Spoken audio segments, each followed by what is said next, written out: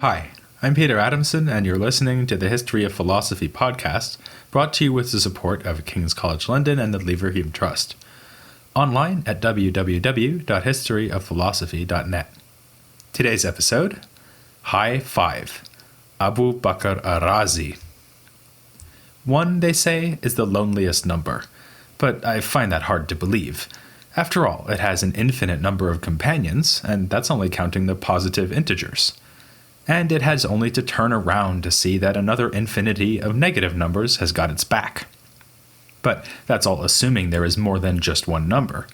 It would take a bold mathematician to doubt this, and a bold philosopher to raise the same doubt in the context of metaphysics.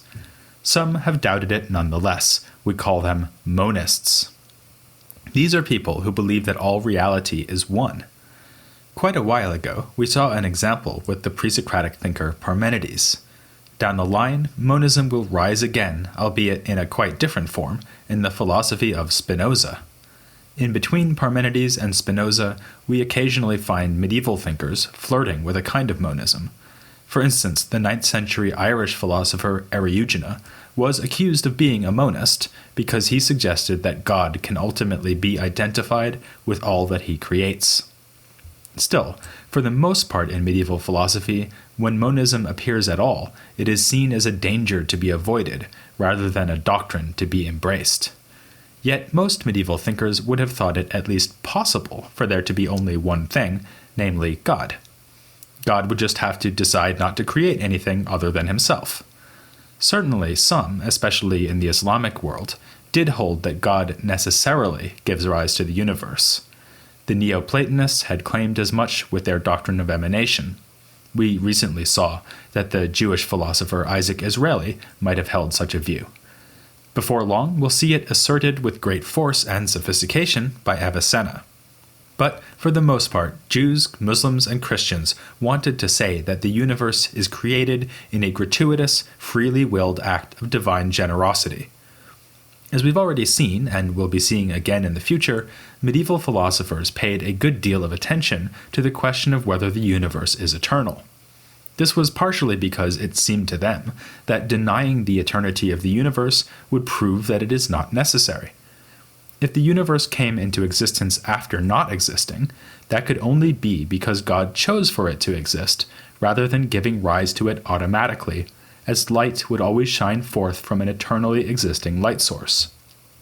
Thus, although it would indeed have taken a bold thinker to assert actual monism in this period, it would also have been bold to deny the possibility of monism, the possibility that God might have chosen to remain by himself, alone to enjoy his perfection.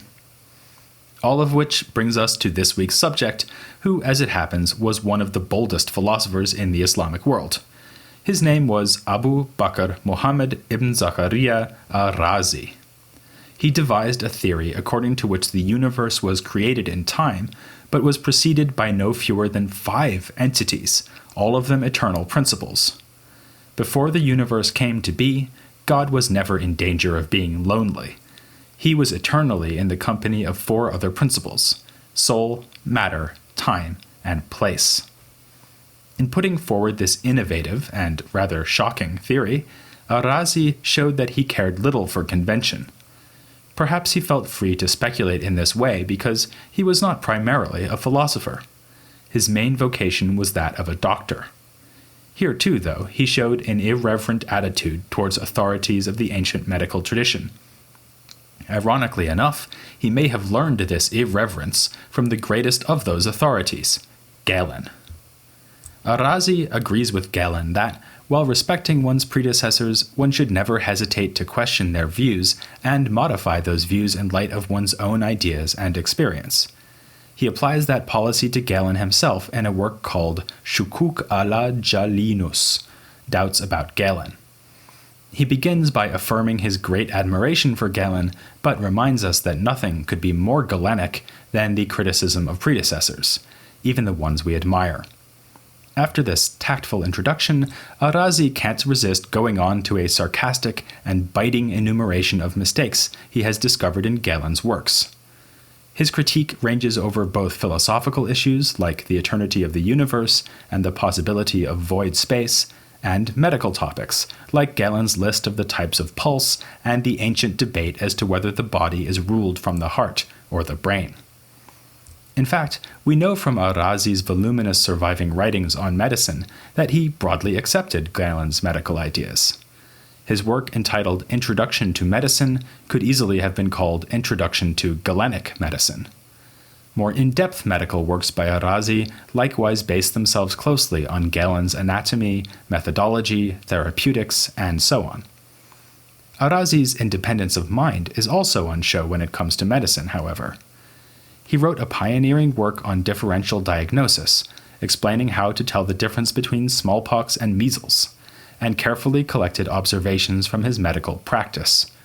Practice is something he had plenty of, since he worked in hospitals in both Baghdad and the Persian city of Rai. His name, al-Razi, by the way, simply means that he came from Rai. Many of his clinical observations are recorded in the staggeringly huge HoP, or comprehensive book, along with notes on learned medical literature of the ancient world. Al-Razi certainly earned his esteem as an outstanding contributor to the history of medicine. In this respect, his only rival from the Islamic tradition was another philosopher, Avicenna. These two became the greatest medical authorities of the Arabic tradition, and were also used extensively in Latin translation by medical scholars of Europe who called our man Razis.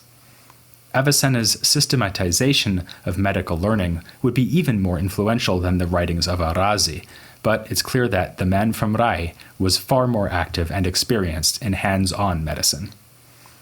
Unfortunately for al-Razi's later reputation, but fortunately for us, he also turned his hand to philosophy. It's striking that, whereas his medical writings survive today in extraordinary abundance, the volumes of the modern printing of his comprehensive book can by themselves fill a long bookshelf, his philosophical writings are almost entirely lost. This is presumably because they were thought to be outrageous, even heretical. Yet the hostility provoked by his views also explains why we know anything about them at all. Though his writings on the 5 eternal principles are lost, his theory is discussed by a number of other authors. This is almost always because they need to explain what al-Razi said before they go on to refute him and accuse him of heresy. Thus, reconstructing the theory is a bit like gathering the evidence concerning pre-Socratic thinkers or early Stoics, on the basis of later critics like Aristotle and the Church Fathers. We are at the mercy of witnesses who are often hostile and who always tell us less than we'd like to know. One hostile witness was a philosopher who actually debated al-Razi in person. Rather confusingly, this other man was also from Rai, so he is also called al-Razi, Abu Hatim al-Razi. He was a member of a group within early Shiite Islam called the Ismailis, who we'll meet again in future episodes. In a work called On the Signs of Prophecy, Abu Hatim recounts the heated and occasionally hilarious arguments he had with al-Razi. They debated 2 main issues. The first was the theory of the 5 eternal principles, the second, the topic of prophecy. Abu Hatim depicts al-Razi as a convinced opponent of all prophetic revelation. After describing his face-to-face encounters with al-Razi, he goes on to quote and refute a book al-Razi had written on the subject. Between his denial that God is unique in having the status of an eternal principle and his supposed rejection of the validity of prophecy, you can certainly see why Abu Hatim and other authors wished that al-Razi had stuck to medicine. In fact, Abu Hatim and others frequently referred to him not by name, but simply as the heretic. Nonetheless, the evidence at our disposal is sufficient to reconstruct the 5 eternal theory in some detail. I'll come back at the end of this episode to the question of prophecy. To repeat, the 5 principles recognized by al-Razi are God, soul, matter, time, and place. He is serious in holding that the last 4 are eternal, and in this respect on a par with God, even if God is superior to them in certain ways. God does not create any of them. Rather, they are the principles that need to be in place in order for God to create a universe at all. Let's try to see why this should be the case, taking the principles one by one. We'll start with matter. Already Aristotle had argued that if there were a first ever event in the cosmos, then there would have to be some matter already existing before that event, with the potential for changing or moving. By the time of al-Razi, many philosophers had already denied this and insisted that God is capable of creating things with no need for matter. Ancient Christian philosophers frequently said as much, for instance, even though the idea of creation from nothing is not obviously endorsed by the Book of Genesis. More recently, both the Muslim al-Kindi and the Jew Isaac Israeli had stated that God alone is capable of absolute origination. If you or I want to start a ball rolling, then we first need to have a ball, and if there's no ball, we need to go find some material ingredients for one. God, by contrast, can set the cosmos spinning even as he creates the cosmos out of thin air, or rather, out of nothing at all. Al-Razi, though, thinks that there did need to be some potential or passive principle out of which God created the universe. It's worth repeating that, unlike Aristotle, he does think the universe was created. It began to exist after not existing. But for this to happen, there had to be something for God to make into a universe, and this was matter. Much as Aristotle describes matter as a principle of potentiality, al-Razi says that matter is a passive principle which receives form or determination from God, who is an active principle. Of course, on this view, matter itself cannot be created, since that would give us a regress. God would have to create the matter out of something else, that is, out of some other kind of matter, which itself would have to be created out of some other matter, and so on. In all of this, al-Razi is probably influenced less by Aristotle than by Plato, and in particular the Timaeus. You may remember that in that dialogue, Plato has the main character explain that the universe came to be when a divine craftsman imposed form on a so-called receptacle.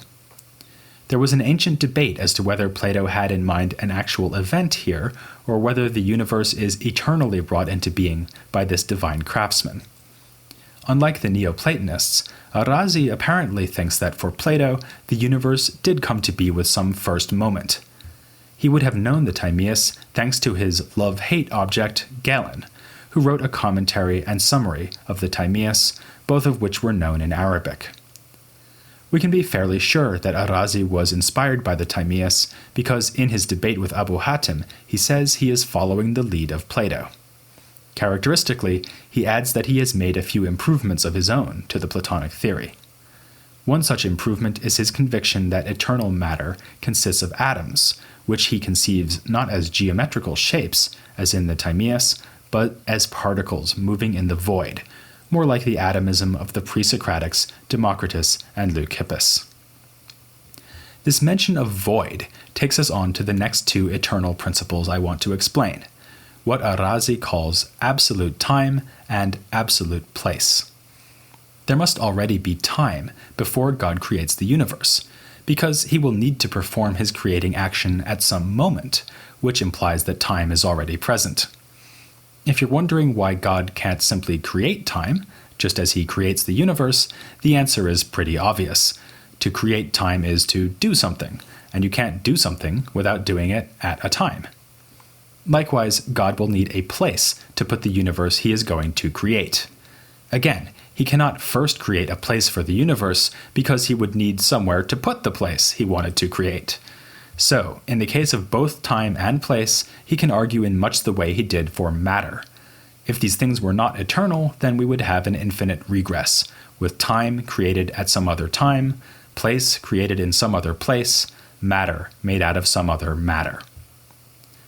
One of the most interesting and novel features of al-Razi's theory is his comparison of the eternal or absolute time and place that God requires in order to create a world, and the sort of time and place we experience in daily life.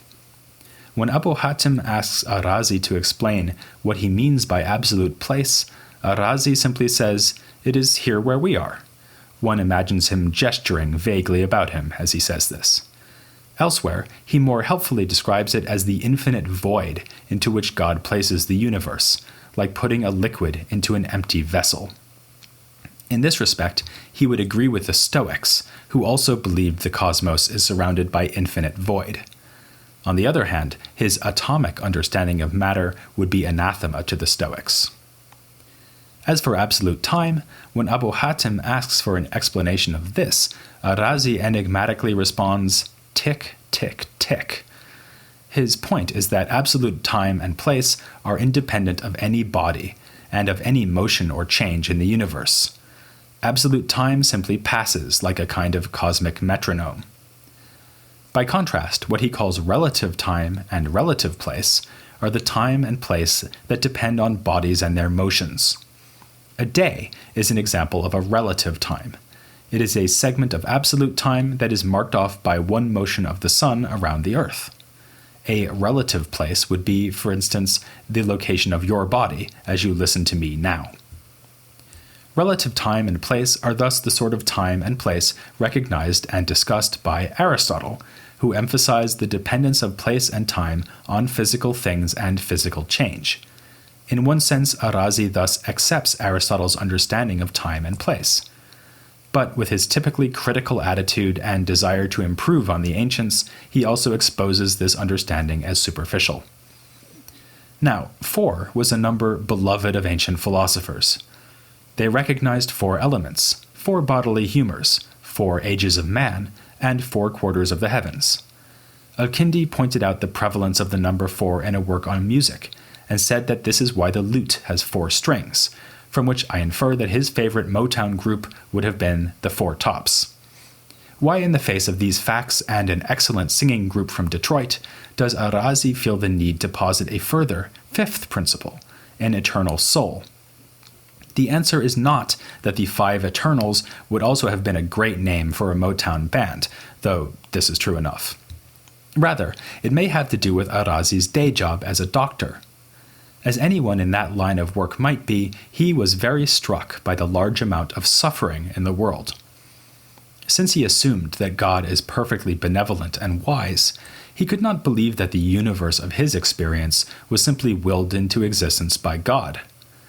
Many people nowadays would contend that there is too much suffering in the universe for it to have been created by an unhampered, benevolent creator. So it's striking to see a thinker of the early Islamic world saying precisely the same thing. But, of course, al-Razi does not react by becoming an atheist, which is what many would now see as the inescapable conclusion of the argument from evil.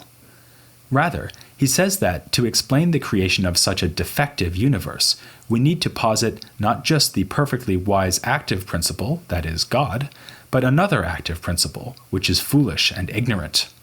This is the eternal soul. Again, al-Razi seems to be thinking here of the Timaeus, since there, Plato likewise ascribes a soul to the entire universe. But again, there are differences. In Plato, the world soul is created by a divine craftsman, not eternal, and Plato does not depict this world soul as foolish and ignorant. In this respect, al-Razi seems closer to some late ancient Platonists, especially Plutarch, who does talk about a foolish soul that is responsible for imperfections in the cosmos. At any rate, in al-Razi's theory, this soul at some point foolishly conceives of a desire to entangle itself with matter.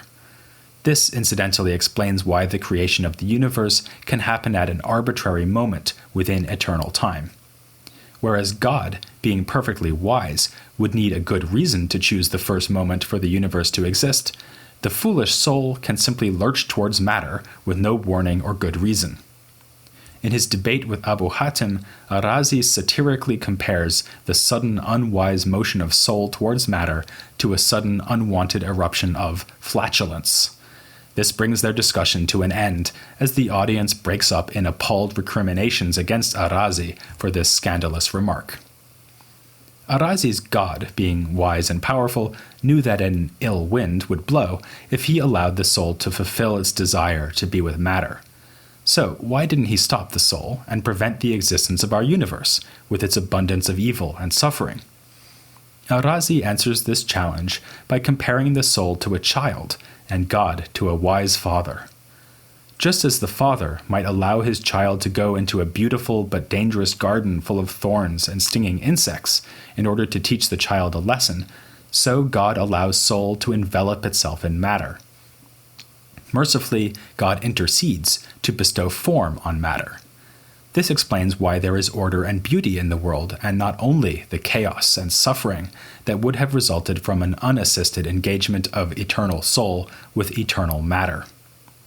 Now that the universe exists, our purpose is to work towards the liberation of soul from matter. Humans can do this by living a life which ignores bodily concerns and pleasures, and ultimately by achieving an afterlife of bliss when the soul will finally be free from the body. Al-Razi refers to this as a kind of liberation, which lies at the core of his ethical doctrines, as we'll see in a future episode. Al-Razi draws another notable consequence from his conviction that God wants us to be free of suffering. He holds that God, in his benevolence and justice, has bestowed upon all humans the gift of reason or mind, in Arabic, aql.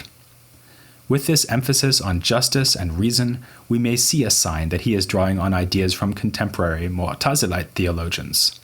In fact, we know that he debated with such theologians as well as with the Ismaili Abu Hatim. In his debate with Abu Hatim, Al-Razi goes on to say something that would outrage a Muslim theologian of any persuasion. He observes that it would be unjust and counterproductive for God to single out only certain people as prophets, such that only they would receive a divine revelation that is withheld from the rest of us. That would only lead to strife, as groups gather around the various prophets and wage war against each other. We should therefore put our trust in reason, and not in prophecy. This is the most notorious aspect of Al-Razi's thought. Not only did he deny God's uniqueness as an eternal principle, questioning the central Islamic tenet of divine oneness, or tawhid, he also denied the very prophetic revelation given to Muhammad and to the biblical prophets recognized by Jews, Christians, and Muslims alike. It's hard to imagine a more fundamental rejection of Islam. No wonder they called him a heretic. But we need to be careful here. I suspect that Abu Hatim is misrepresenting Al-Razi's view.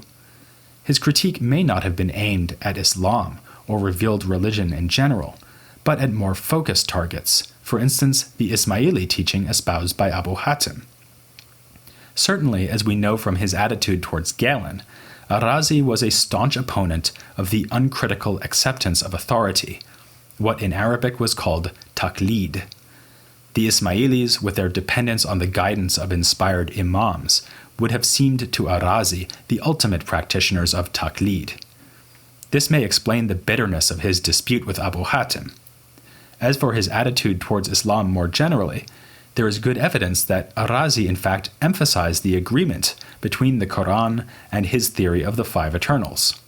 He probably welcomed the Quran, not as something to be accepted on faith, but because his rational reflection showed its teachings to be true.